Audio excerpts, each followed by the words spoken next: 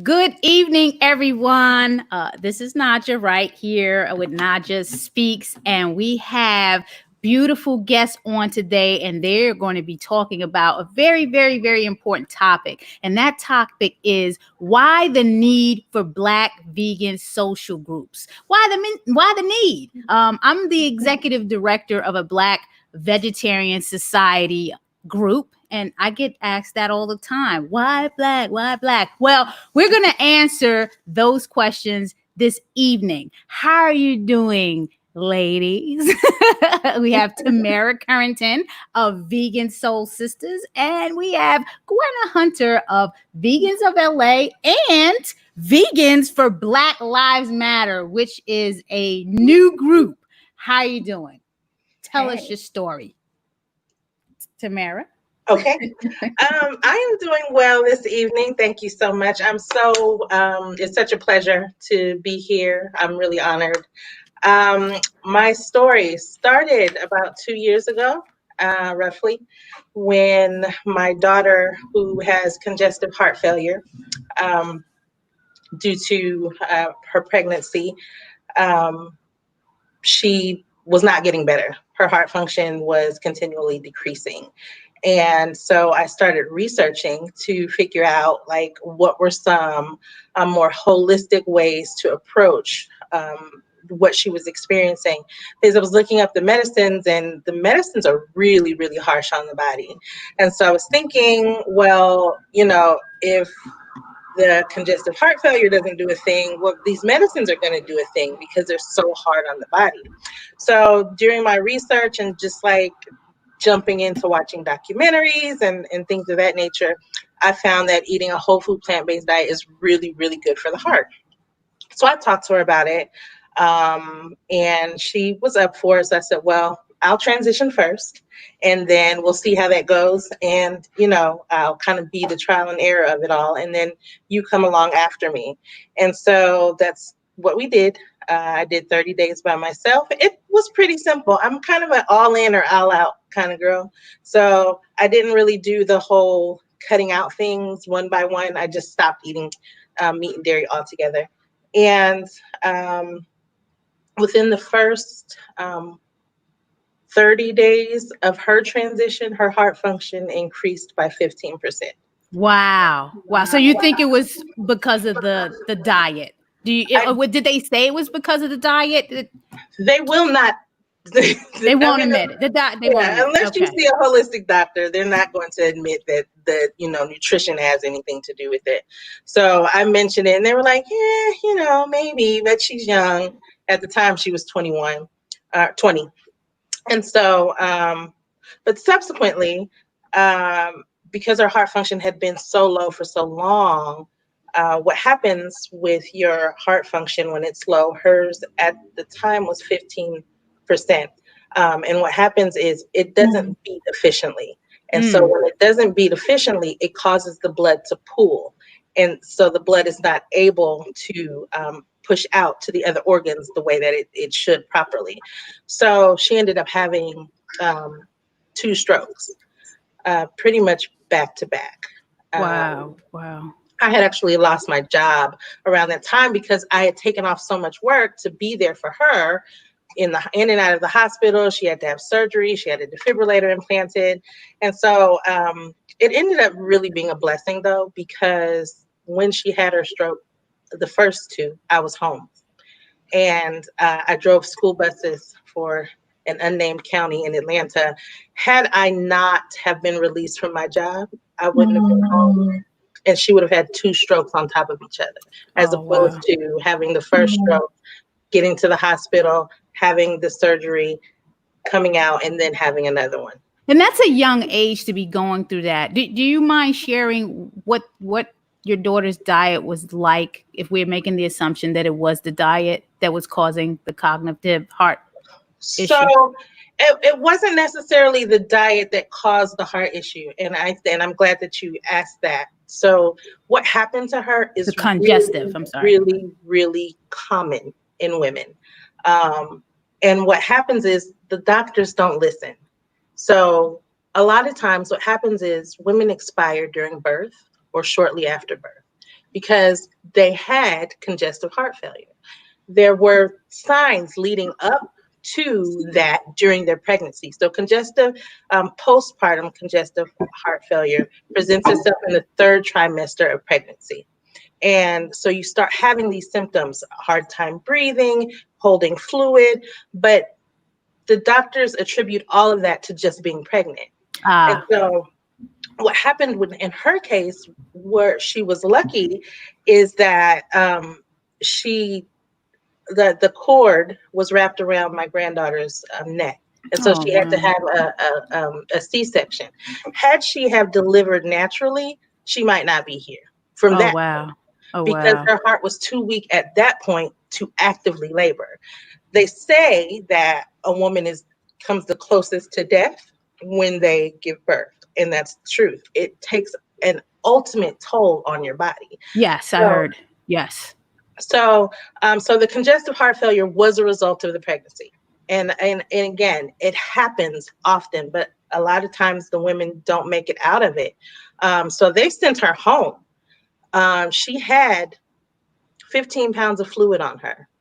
She could not breathe. And I was saying, something isn't right. Like no, ma'am, that's normal for pregnant. I said, well, granted that I had my last child umpteen years ago, this still doesn't look normal. They sent her home.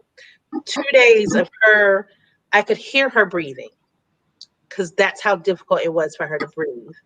And I took her to another hospital, and they pretty much diagnosed her as soon as we walked through the door and said that she had congestive heart failure. Oh, wow. Wow. You've definitely been to be a parent and actually go. I have an 8-year-old, so I can't even imagine at this, I have some years to go, but to go through that with your daughter, I'm sure was traumatizing and took a toll on you emotionally, mentally, physically, and everything. And I'm going to get back to your story of why the group started. I want to hear a little bit from Gwenna on her journey and how she started her vegan journey. Wow, that was a lot to take in. Gwenna. Yeah, I'm sorry. Gwenna Hunter. Yeah, and I just have to say, I joined Tamra's group right after this happened. And I remember I was just so moved by her vulnerability and her honesty. And she was like sharing her pain. And I try to model the way I manage this new group that I have after her. And I'll get into that another time. But just the way she manages the group is just really amazing. So that's another. Let me get into myself now. Yeah, we're gonna talk about the groups. We're trying to find out about you first. All right. So I started the journey like back in 2008. It was a 28-day challenge. A friend of mine had called and wanted to know if I would do the Book of Daniel's fast with her, which most people know that is basically like a vegan fast, and you're abstaining from eating any animal products. And the whole point of it for us, especially me, was to kind of like raise my frequency and be able to manifest certain things into my life. And I found that at this time, after the 28 days was over, I used to have extremely debilitating menstrual cycles. I mean, they would shut my whole function down. Like I had to plan my life around my cycles, because there was no still functioning and things like that. Like they literally would last a long time, be heavy, serious stabbing pains. Like it was just horrible. And I found that at the end of the 28 days, when it was time for my cycle to return, I didn't even know that it came back, because it was so light. It ended in 3 days. I was pleasant, in a good mood. I didn't have a bunch of breakouts, and I was able to actually leave the house and function and live my life. And I'm and that had never really happened to me most of my entire life. Right. So for that to allow me to function, I'm like, wow, it must be the meat. So I went on a pescatarian, vegetarian journey for 8 years, had nothing to do with anything other than the fact that my menstrual cycles were bearable. And over time, I started I would watch a PETA video here and there, or pay attention to something. And then one day I had a dream about a cow, and in the dream, me and the cow looked in each other's eyes and we became one. And I felt all the conscious thoughts that the cow, just like how you as a human, like I felt the consciousness and the reality of the cow. And when I came out of the dream, I was like crying and really emotional because I'm like, oh my God, I never once considered that a cow loves. And so that started my journey thinking like, wait a minute, if a cow can love, then they must love their children. If they love their children, then maybe a chicken loves their children, then maybe a pig loves their child. And so, but I still didn't make the full connection. Like I wasn't eating cows, but I was still doing the dairy and the cheese. And I thought vegans were like crazy and extreme. And they are. Nah. I don't understand. Like, should I say that A little bit? And so I ended up watching a 5-minute video called Dairy is Effing Scary. And it showed me how we get the milk and how we treat the cow. Because I thought in my head, I was still buying it into that program. You milk the cow, you milk her udders, and she says moo, and she likes the experience. And we then take the cow and we take the milk and we transport it.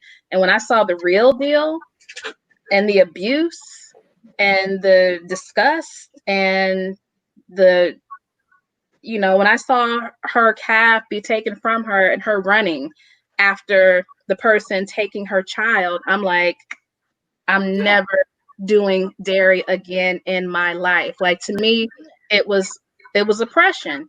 And once I was able to make that connection, I was like, I'll never be the same after this. And so that got me started on my journey to wanting to be a part of the entire like animal rights movement.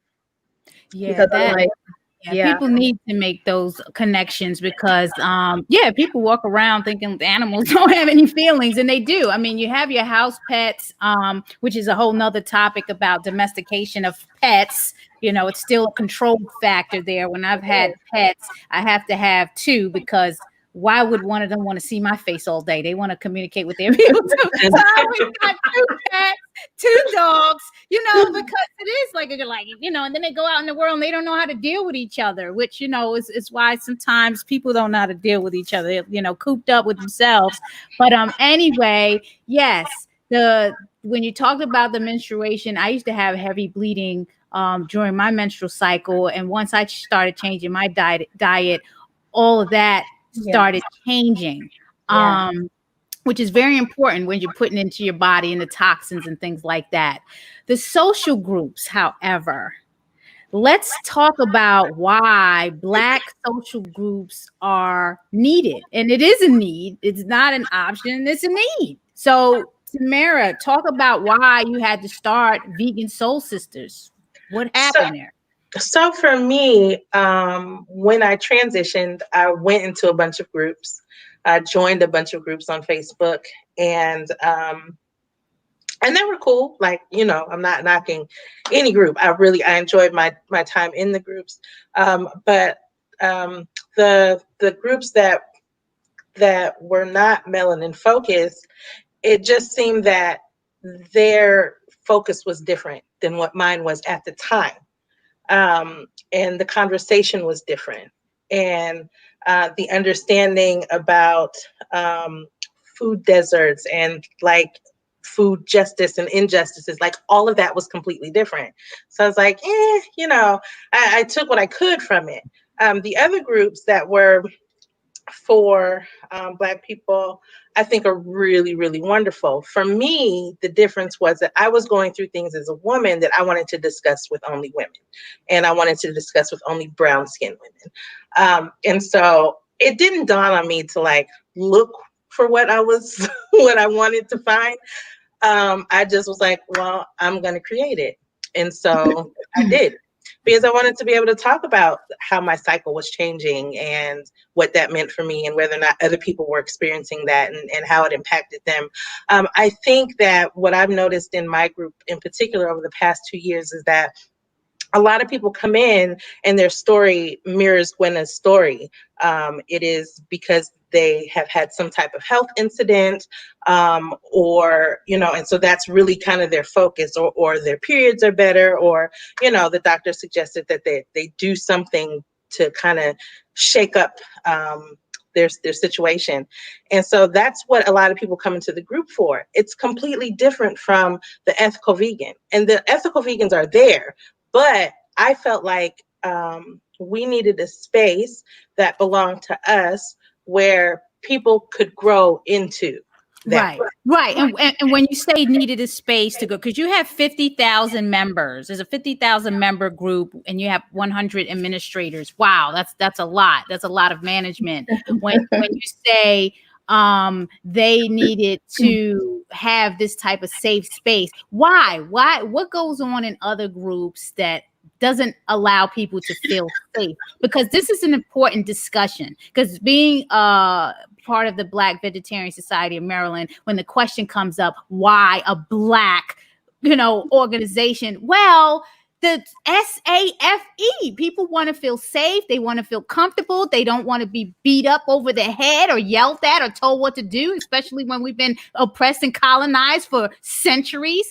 So why? What was going on? Right. And that is it essentially. Like, you go into a lot of these groups and they're like, let's take honey, for example, it's not vegan. Okay. It's not vegan. Honey is absolutely not vegan. However, there are some health benefits to honey. Even with that, there are alternatives to honey. The problem is that in these other groups, a new person comes in and they go, I cooked this really amazing vegan meal and I'm so excited and I topped it with honey. And then everybody comes in and says, oh my God, honey's not vegan. The poor bees. How could you possibly? And so as a new vegan, you're like, oh, it's a gall. You're scared then. You're unsure of yourself. You're unsure of your journey. You're unsure of where you belong in your journey. Yes. And then you don't want to talk to people. So for me, it was important to cultivate an environment that said, hey, come on in wherever you are on this ladder and be who you are. If you eating honey, eat honey. If you suck on the chicken bone on the weekend, suck on the chicken bone on the weekend, because it's a process. So the problem for me is that in a lot of these other groups, they just attack you. They attack you.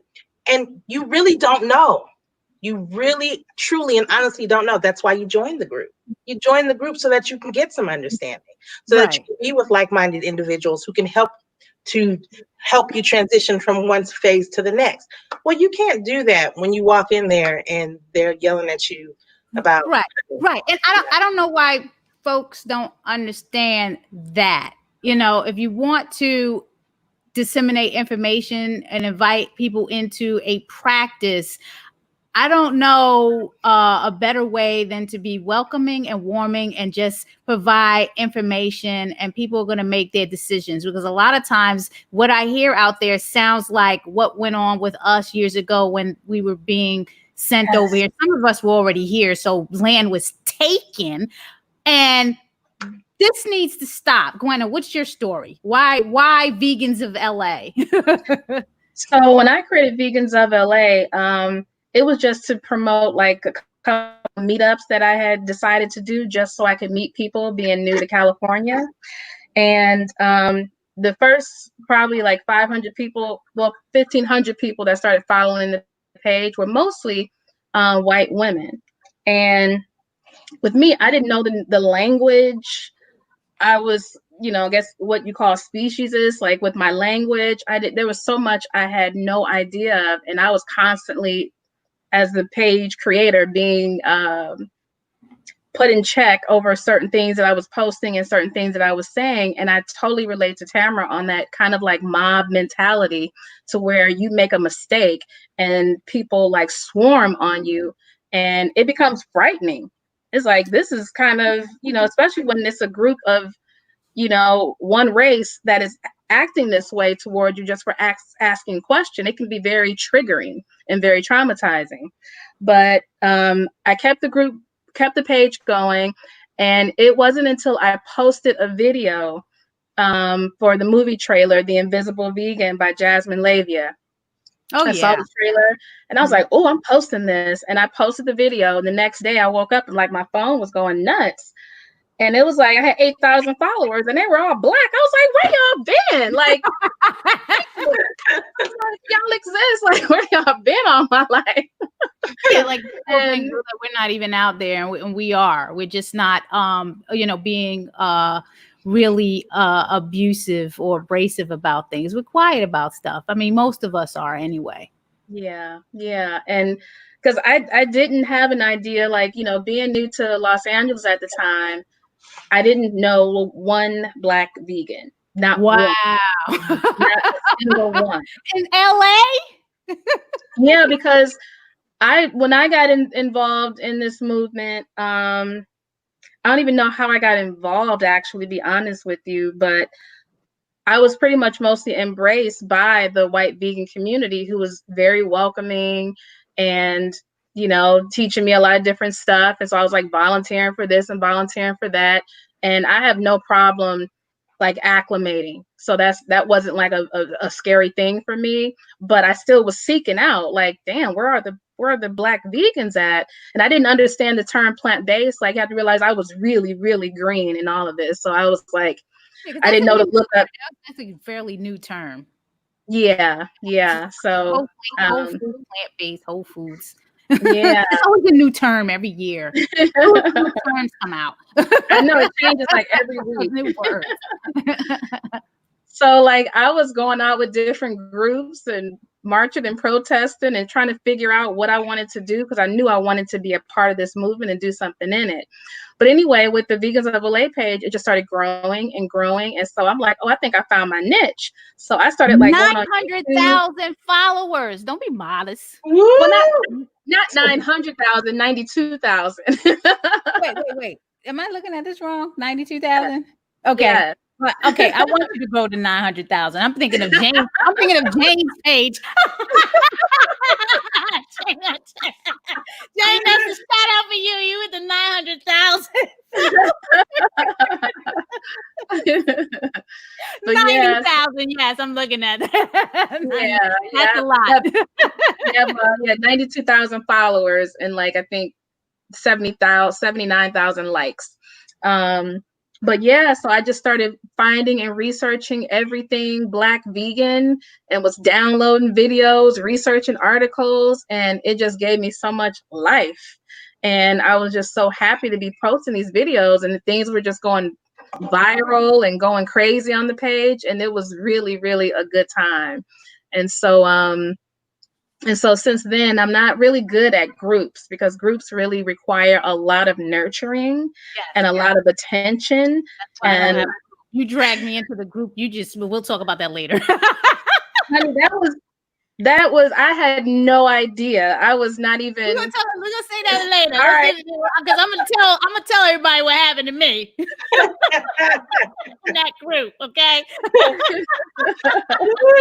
What have been some of the successes and challenges that you have gone through with these groups and managing the groups? Because Tamra, yours is a few years old, and then Gwenna, yours is a few years. It's not like 5 years old yet. It's still under 5 years, right? Well, the page is 5 years, and the group is just the new one is just a few weeks. Right. What have been some of the challenges and successes? And is there any impact stories that you can share? Somebody that came to you like, and because of this group, this is how my life has changed. Tamara, you want to start? I have had a lot of that in 2 years, actually. Oftentimes it's a bit overwhelming because I'm in my skin and, I'm living my life and going through my daily challenges. And I'm definitely connected to my group. Like I built that thing, grassroots. It's mine. You own it, yes. Sistuhs.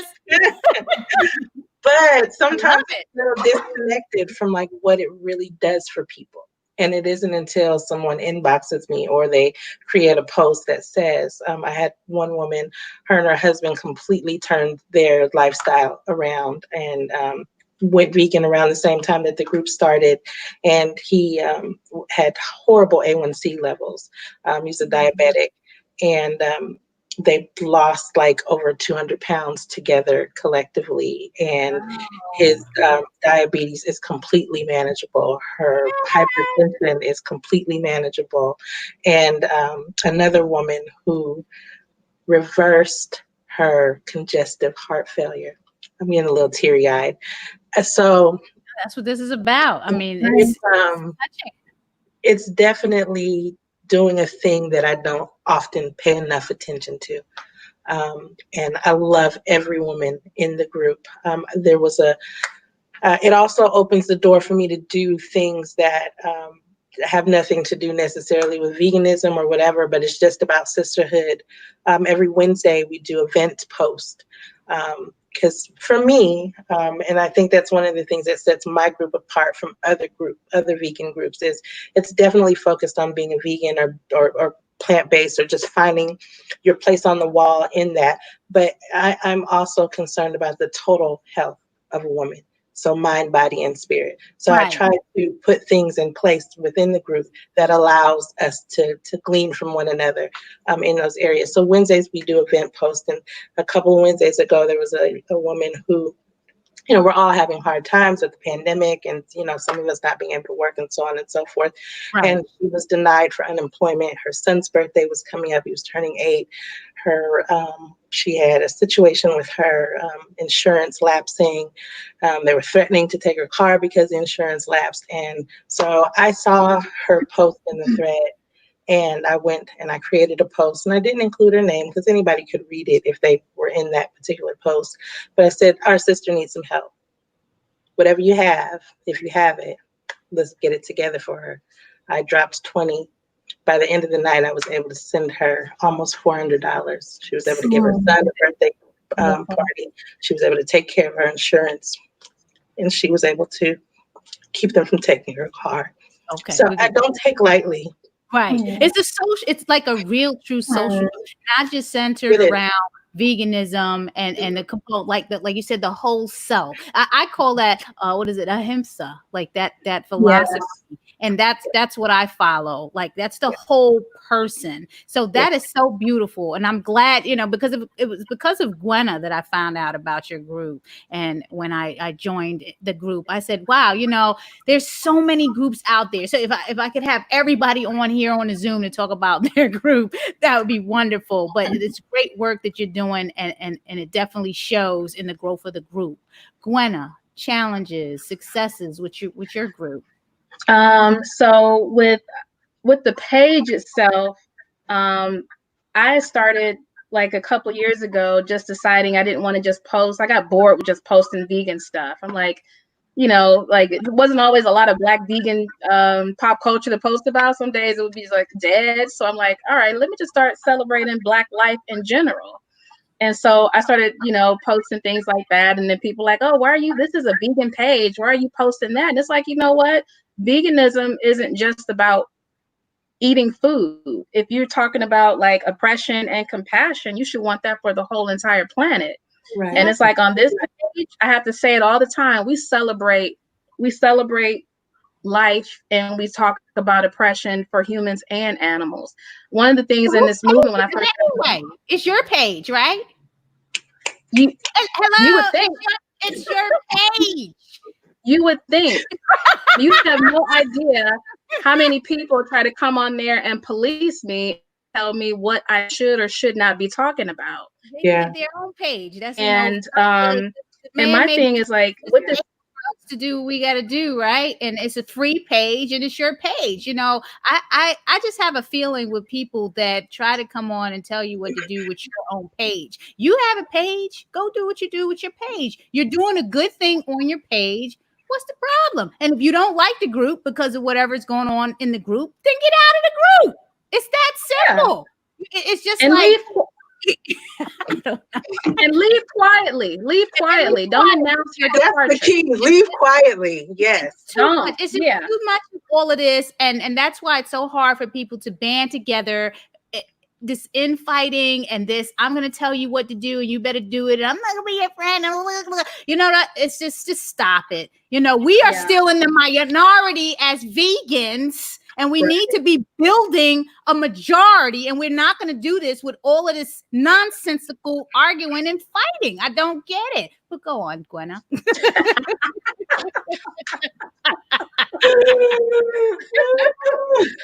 So yeah, and so my thing is like, and just to swear a little bit, like when I first got in this movement, I thought it was almost like I was in a twilight zone. I'm like, why is everybody scared to talk about human oppression? Why is it that when you talk about it, everybody's like, this is about the animals? It's like, you're not in an animal body, you're in a human body. You can talk about what's going on with humans.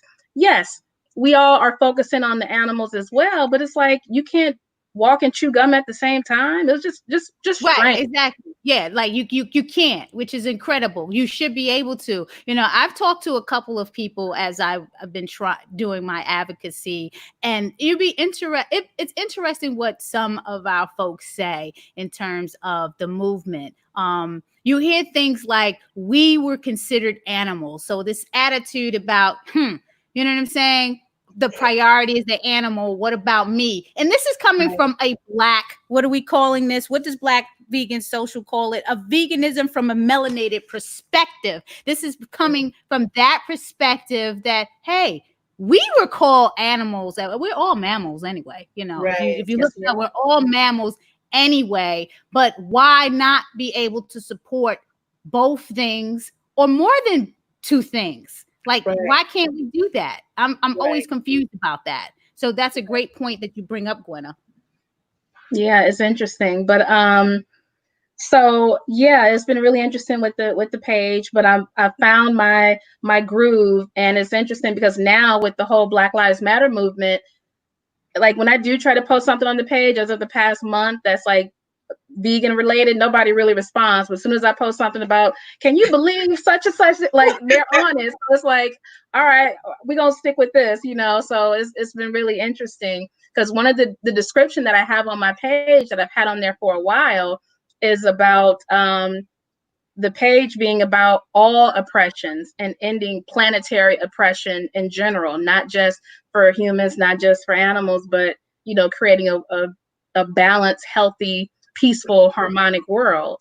And so yeah, so anyway, with the Vegans for Black Lives Matter, that was like so I live my life kind of like based on divinity as much as I possibly can. Like I go in and out, but I usually get like a lot of like I got a divine thought, like, because I don't like groups. I don't like creating groups because I don't have time to, you know, baby and nurse people and all that other stuff. So I did the one group and it wasn't. Wanted me to help you. I'm like, okay, sure.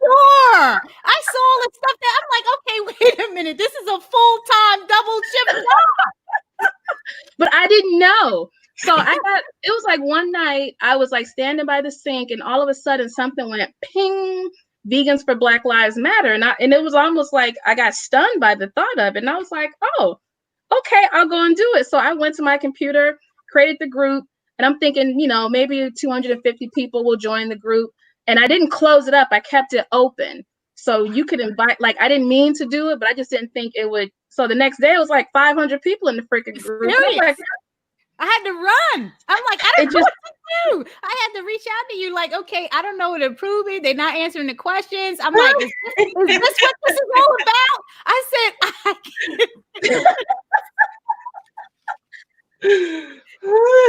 and I felt bad because I wasn't prepared. Oh, by the way, Carol says my hair looks awesome in the middle of this important discussion. Thank you, Carol. It does. Yeah, it does.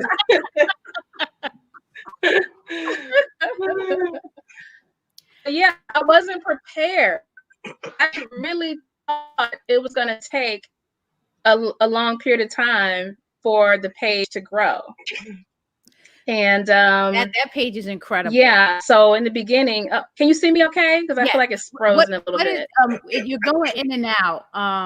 And so you're like in and out. And what I was going to ask was, I didn't have the handle for the page, the Vegans for Black Lives Matter. So I want to put that up. And Yeah, I want to share that, and then want to talk about tips for people that are creating groups, because I have no clue about creating the group. I mean, I just have pages. I manage a few pages. So I manage the Land of Kush, which is our vegan restaurant in Baltimore. I manage Vegan Soul Fest, which is the festival. I manage Maryland Vegan Eats. These are all Facebook pages, which is our Vegan Restaurant Week page, and the Black Vegetarian Society of Maryland, which is our nonprofit. And then I'm part of Jane's Unchanged page, but I don't have to really do managing there. So it's just pages. But groups, if I wanted to create what are some tips about managing these groups? I mean, 100 administrators, like what? How many administrators do you have, Gwenna, including myself, that's developing in that area? I think there's six or seven. Mara, like, what are some tips and tricks, okay? So one of the things that really is really important is creating your team. Obviously, you need a team because you cannot do it by yourself. So that was like one, and I had no experience creating a group. So I just came in and was like, okay, let me figure this out.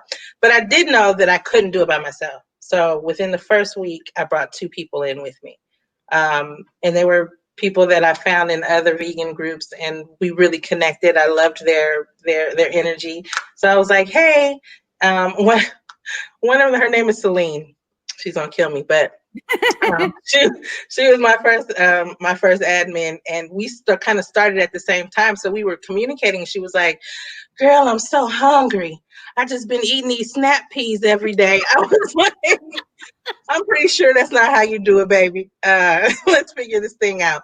But so I brought 2 people on with me, and creating a set of rules, that's really important. You got to create your rules, and you have to stand by your rules. Even, if it comes down to like somebody. I'm a nicey. I said I'm a nicey. They might bully me. You can't be too nice. You can't be too nice. So you got to have your rules in place. And one of the things that I found particularly helpful was being that I started the group, being present all the time. Now, I don't have to be as present now, right, but in the beginning, like every single day I posted. Every single day I figured out some type of activity to interact with the group members, to build that bond. That is why I could go in the group and pull together $400 for somebody, because they bought into me. Right. And I don't take that lightly. So that's what's important when you're starting a group. I mean, because nobody's just starting a group for the heck of it, right? So you have to know what it is that you're starting the group for. And you need to make sure that you cultivate the relationship that you need to with your members, so that when you're ready to introduce to them that big thing, they'll be on board with you. And they'll be on board, not for the thing, they'll be on board for you. And that's important, because everyone is a brand in themselves. And you create that culture and value in the group. A lot of people, even in business, people miss that. Yes. You are the brand. Yes. Not just brand itself. You yourself as an individual are a brand. So I'm so glad this is why we're having this conversation. So people that want to start groups know. Gwenna. And I have to just say, and once I get this out, I'll stop. But when I first joined Tamra's group, and I've been a part of other different POC vegan and vegetarian groups before, she ran it with a firm head. Like, it would be arguments about honey food, and she'd be like, look, I thought I told y'all, like she would be like the mama, but she also led it with so much love and compassion and vulnerability and honesty. And I hadn't seen that in any group ever before. And I was just really moved. And without revealing what it is, she has a thing, and I don't know if you still do it, but it's kind of like a bring it here, leave it here type of thing that you do in the group, where people kind of bare their soul a little bit. Honey, the first time you did that, and I was reading those, like, I just was crying and just sending out love and angels to people. And I'm like, oh my God, this is beautiful. Like, I felt the healing that was taking place in the group. And so I try to keep what I do with Vegans for Black Lives Matter, which I'm now able to do now that I'm getting a little bit of balance and I'm understanding what I'm doing now. Thank goodness, bless you. Oh God, I was getting my butt beat. Like, the group was only like 3 days old, and I'm leaving this group. I'm like, y'all, minute. I was leaving day one, and I just got hired. I'm like, wait a minute. I can't do this work. You should have called me. Y'all should have called me. I would have helped you. You said you were leaving day one. You just got hired.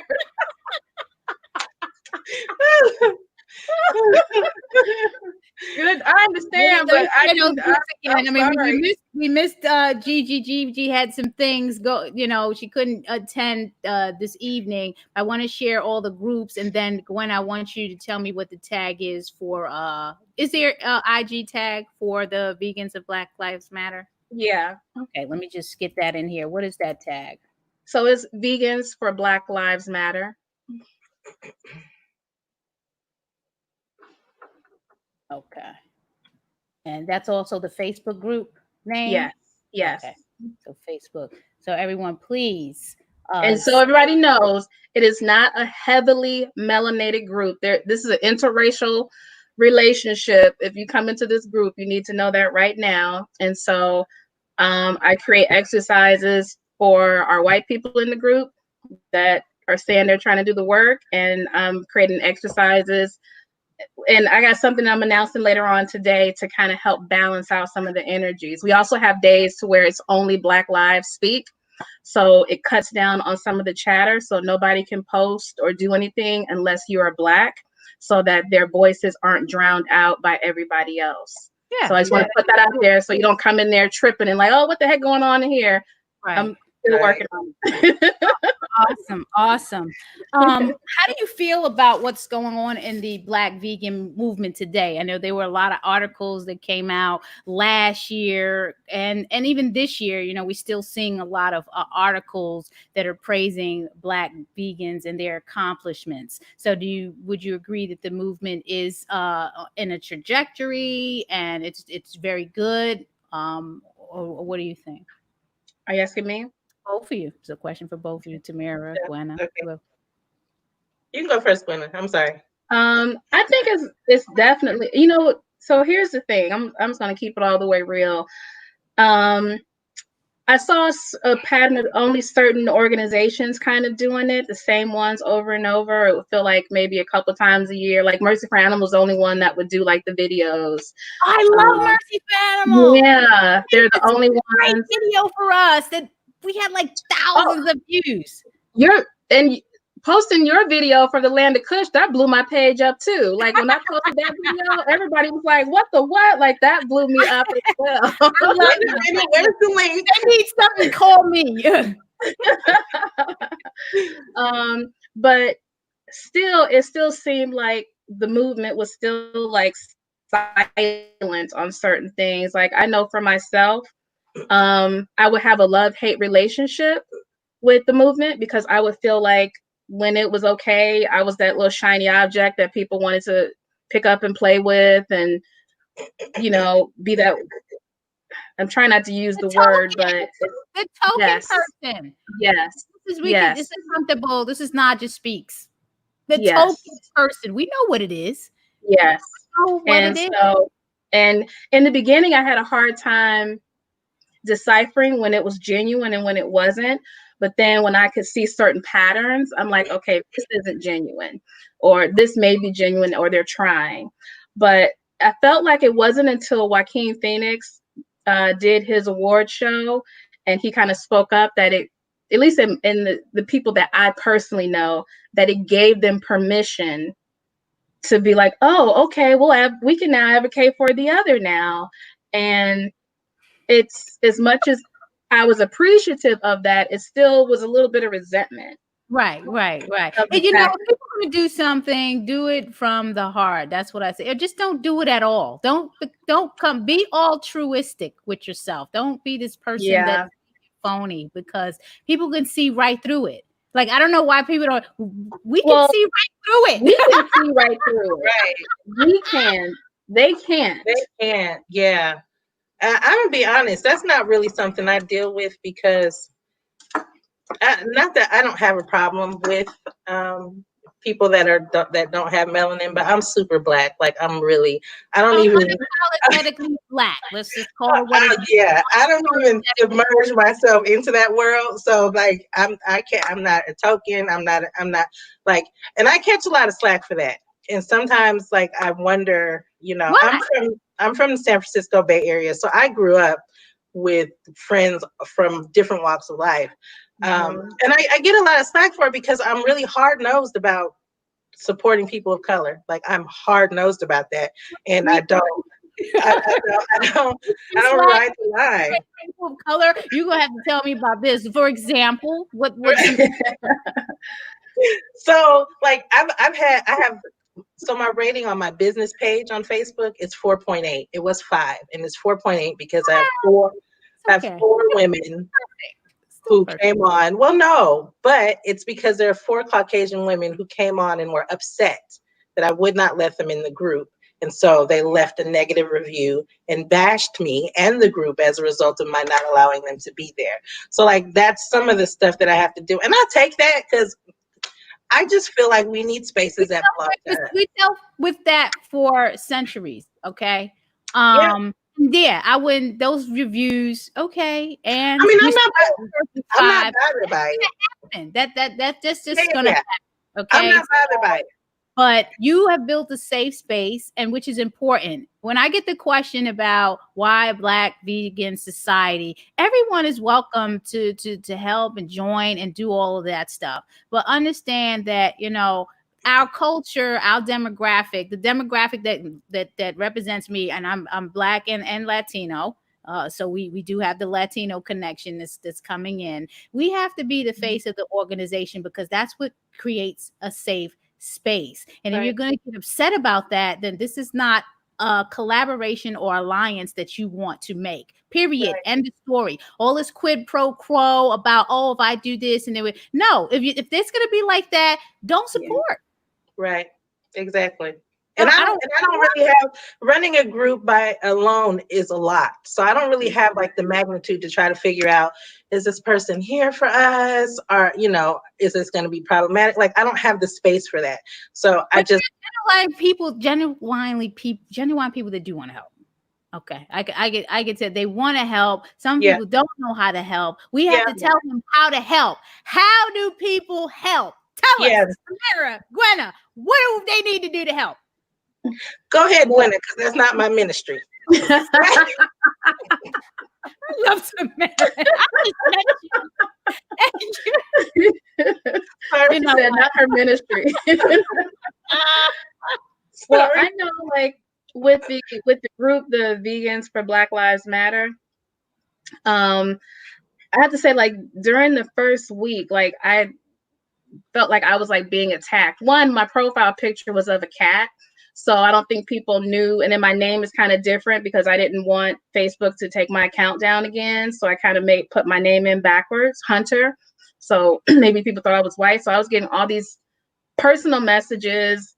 You're letting people, tone policing, you're this, you're allowing this, how dare, like black, white, everything. And I don't like criticism, period. And so to get that much type of criticism, and I felt like my heart was in a good place, it was a lot to take. Like I was emotionally exhausted by the end of that first week. And I kept thinking I could just hit the archive button and be done with this. But I knew that the way that I was inspired to create the group, that there's a bigger meaning in it. And so I need to hold on and see how that manifests. So the second week, I started noticing like in the group, I'm like, okay, there's a, a huge, there's like small percentage of Black people and a lot of white people. And I was like reading all these comments. I hadn't created any rules and I could feel, I'm a very empathic person. So reading can translate feelings into my body sometimes. And so I was literally feeling white guilt. I could feel the guilt of people. I could feel people coming in angry in the group that were Black, that were angry, ready to take it out on any white person that said one small thing. So I'm like reading all these comments and all this stuff. And like literally one day I couldn't even get out of bed because my body was just so like full of like emotions that didn't even belong to me. So I'm saying, but I'm learning how to process that and not take it in like I did at that time, because I wasn't prepared for any of it. I just kind of was like a raw nerve, just letting everything hit me. And so now I'm going to keep my shield up, and I'm shocked at how quickly I've emotionally evolved. I still go through some stuff, but I've definitely gotten a lot stronger over the past few weeks of not taking in other people's toxicity. Yeah, we go through a lot. I mean, we go through a lot emotionally, and especially as black women, even more so. Tamara just, gave us an example of what her daughter had to go through on, that on top of everything else, because we birthed this nation, and it's a lot that we take on. Someone's saying, okay, Tamara, you have every right. Those white women demanding entry demonstrate entitlement. Yeah, and we see that a lot. I think folks need to understand our space and why we need to do what we need to do. I'm sorry, racism exists. It exists in this country and worldwide, and it's not something that's going to go away. When we're dead and gone, it's still going to be here because it's something that's taught. So people have to understand this is not something that we're going to use an eraser and just erase out of people's minds. And it's easy to convert, like maybe becoming vegan. It's not going to be that easy, because even in the vegan space, you have these racist attitudes going on. I wish we could accept each other, Michelle, but and you know what I would like to say? I'm tired of it too. I wish we could accept each other from within, without all the ridiculousness. Well, the only way that's going to happen is if racism goes away and prejudice goes away. But in reality, it's not, because people are going to have their views, and they're going to raise their children with these views, and then their children are going to raise their children with these views. All we can do is try to operate in each other's space as best as we can, and not, have this type of supremacist attitude. And it's not us. I mean, we've given free labor for centuries, so it's not us. But in the vegan space and in the social groups, they're needed. So I really wish people would stop with the questions of why black this, why black that. You know why. I had the Latino community on a few weeks ago and asked them about the Latino veg society, because that's needed. That's also another group that needs, to build in that space as well. So until racism goes away and we don't have to shout Black Lives Matter, it is what it is. That's right. That's right. And you said something really important that I still see people say this to this day, and it irks the out of me when people will think that, okay, going vegan, and this is a very popular thing in the vegan community, going vegan will make the world not violent and make it a better place. And that's utter bull. Now, it's a nice leap in evolution, in your personal evolution as a human being, to give up eating animals, and it does make you feel better. It can make you, a little bit nicer, but it is not going to make this world harmonic, but it will add. Some vegans hate humans. So some vegans hate humans. They don't even want to have babies. Okay. And this is facts, because I've talked to some of them that don't like humans because of the tragic and horrific things that humans do. Yes, they do some horrific things. But I don't hate humans, and I don't hate animals. So that is why we need separate groups, because we don't think the same.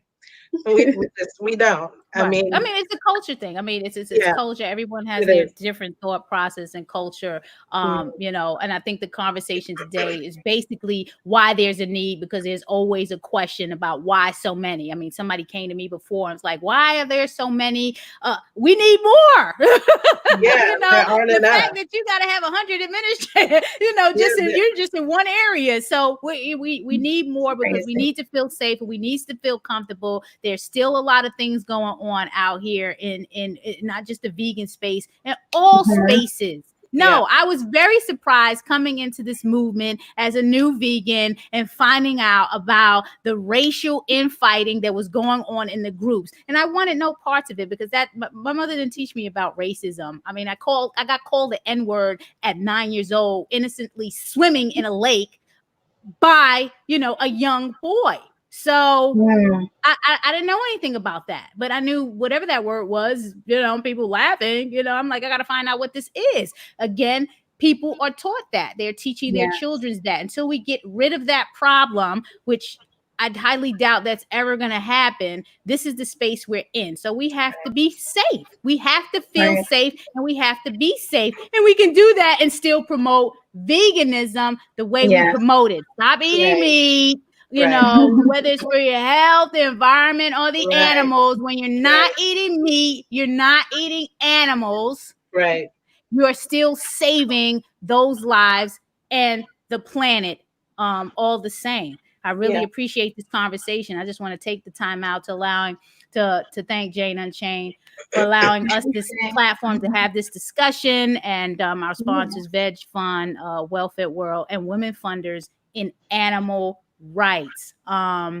Any last words? We're down to our last 4 minutes. Any really pressing messages, any upcoming projects, anything that you don't want to leave without saying? And before you think about that, let me just let everybody know, subscribe to NaijhaSpeaks.com.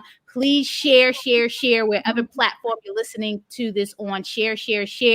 Download Tracy McWhirter's African American Vegan Starter Guide, the African American Vegan Starter Guide.com. Teach your family how to go vegan. And if you want any more veg resources, you can go to bvsmd.org. That's the Black Veg Society of Maryland. We're a 24/7 online resource center. You don't have to be in Maryland to access the resources. What do you have for me? I usually end these type of things with mind your plate. It's my favorite thing to say. And simply what it means is that you being focused on what you have going on in your lane doesn't mean that you can't help or impact other people. But what it does mean is that people get to experience your journey through you minding your journey. And that speaks more volume than you throwing yourself into someone else's journey. And I think that that's one of the biggest issues with the vegan community, is we're so busy looking over at someone else's plate.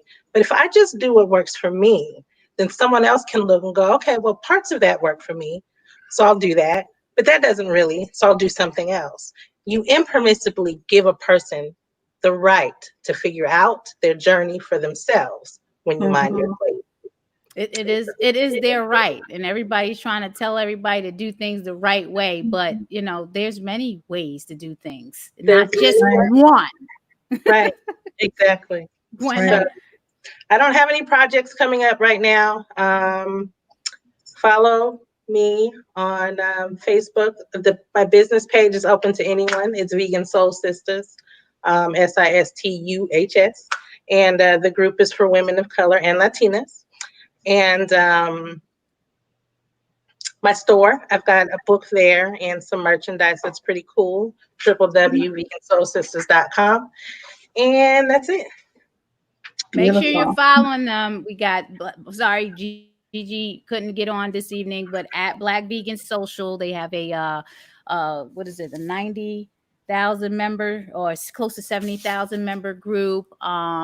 Vegans of LA with the fabulous Gwenna Hunter and the fabulous Tamra Currington at Vegan Soul Sisters right there. Make sure you're following them, and don't forget to follow the vegans of Black Lives Matter. Gwenna, what did you have to say? Because lately I've been slipping into falling for the Twitter fingers drama online.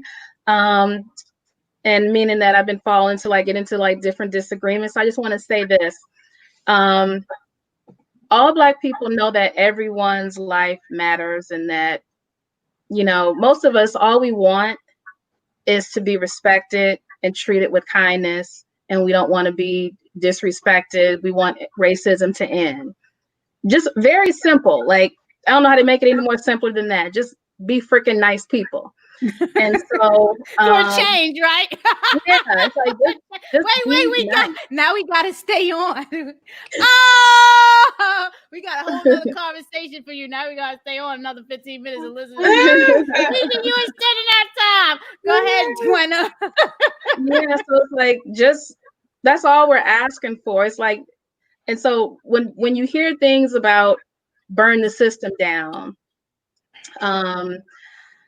we want to reconstruct. It doesn't mean that we want to like kill you or hurt you or harm you. It means that we want to restructure the BS that's been going on this planet for so long. I think most people, like, you consider yourself woke, but really the thing is that if you really, really want to wake up, nobody owns anybody on this planet. We've all fallen into this thing on this system to where we've allowed police to arrest us. We allow ourselves to pay, I don't know who created paying bills every 30 freaking days, you know, like all these different structures that we're allowing and that we all play into is really an illusion. Right. So be glad that we're still playing somewhat into the illusion, and that all we're saying is that we want to recreate the structure.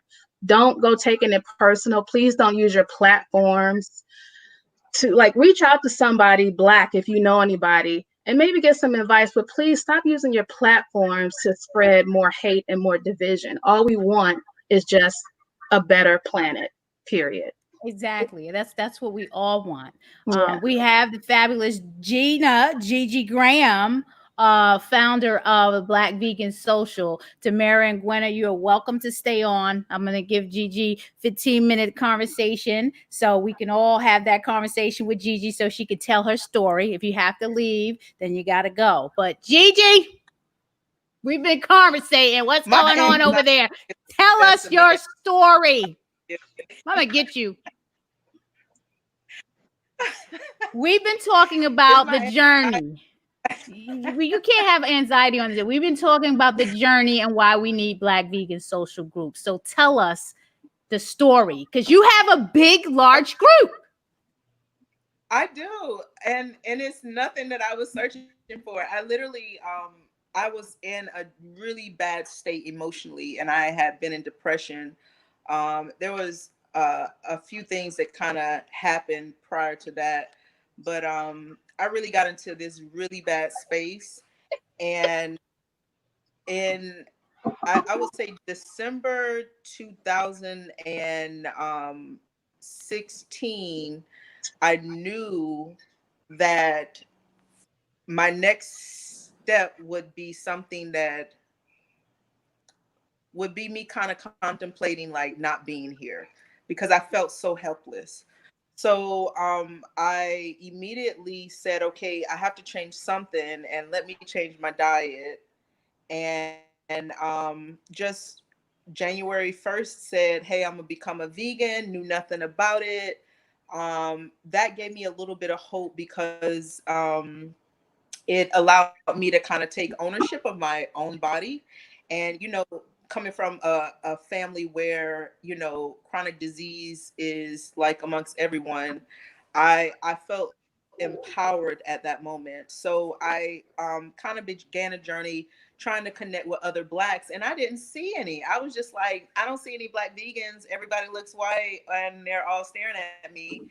And so on March, I went to like a art walk in Jacksonville, Florida, and I decided, okay, I want to start a vegan group. So that April, the next art walk for that month, I had put something together and said, hey, if there are any Black vegans, let's connect. And about 15 to 20 people showed up, and I felt like, oh my gosh, this is life.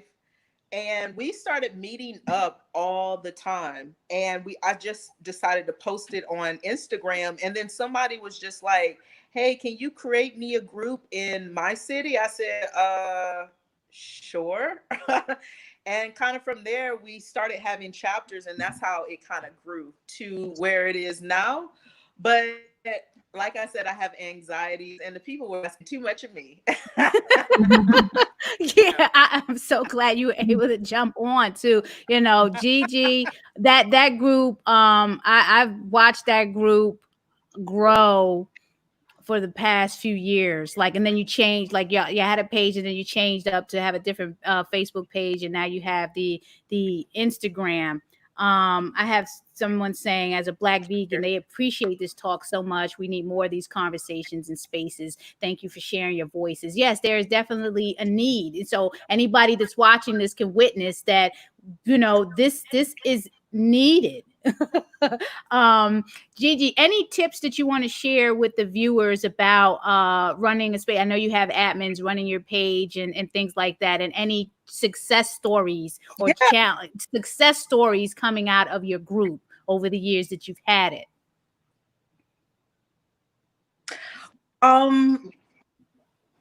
And I don't know, it's kind of breaking up a little bit, but I think you're asking if I have any success stories. I think just in general, as Blacks, being able to take a hold of your own life and realize that your food and what you put in your body is your wealth, and your body is the only body that you have. And so it was really important for me to be able to see other Blacks, black continuation much is so come together with food, family reunions, thing is under the food, and those foods, even though we come together in love, kill us. So one of Yeah, that's your connect. I think that's your connection, Gigi. It keeps cutting in and out. Kind of. And this is your journey. Don't try to measure yourself next to anybody else. Being Black as a whole in this world, but it's the most beautiful experience. It's the opportunity to come back to the. Yeah, Gigi, you're going in and out, so the connection there. The connection there is a little weak. You know, Gigi. Okay, so Gigi's connection is a little weak. We're gonna definitely have to have you all on for. Yeah, but your connection is a little weak. It's going in and out. Yeah, it's going in and out. But we got you what you were saying about you know, this is an individual journey for that person, and allow it to be that journey. If I can interpret that for you, it is allow that person to have their journey and stop telling people what to do. I mean, I don't like that either. Don't tell me what to do. Give me the education, and I'll go. You do with it what I need to do with it in my space when I'm psychologically ready to absorb all of this and make my move. And I think that's fair enough, right? That's right. Okay. All right. We're going to end the show because, you know, Jane and Shane has other live broadcasts that are going on. So I don't want to overlap on that. It's been a great time. I'm definitely going to stay connected. Make sure everybody is following these lovely ladies. Let me share the tags again in case you didn't get them. It is at Black Vegan Social. That's the fabulous Gigi Graham, at Vegans of LA _ there for Gwenna Hunter's group, Vegans of LA, and then at Vegan Soul Sisters. And this is on Facebook and Instagram. Please, let's all stay connected. Yeah. I appreciate you joining us. I appreciate your time. Thanks again, Jana Chain. Subscribe to NaijhaSpeaks.com. Share this with your friend. Everybody needs to hear this. Enjoy and have a good night. Thank you. Thank you, Naijha. You did a great job. Thank you.